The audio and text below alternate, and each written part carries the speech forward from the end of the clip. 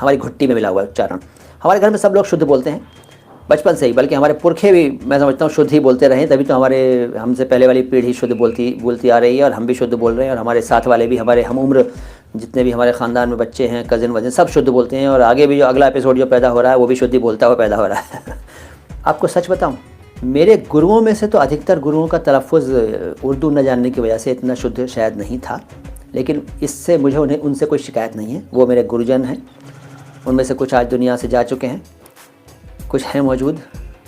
गुरु तो गुरु होता है भाई, उनके पास जितना था उन्होंने हमें बहुत दिया है।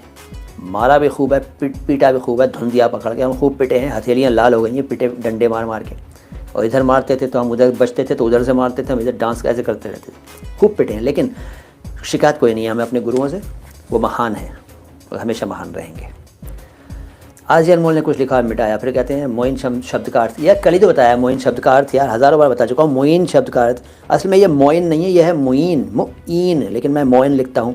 ये भी मेरे एक गुरु की देन है, तो मैं उनके शब्दों का मान रखता हूँ। वो मुझे मोइन कहते थे क्या कहते हैं, अभी भी कहते हैं गुरु हैं वो, मोइन कहते थे, तो मैंने उस मोइन को चला दिया MOIN को। अदरवाइज़ मेरे नाम की सही स्पेलिंग MUEEN होगी, MUEEN, लेकिन मैं उनका दिया हुआ शब्द ही चला रहा हूँ, मोइन।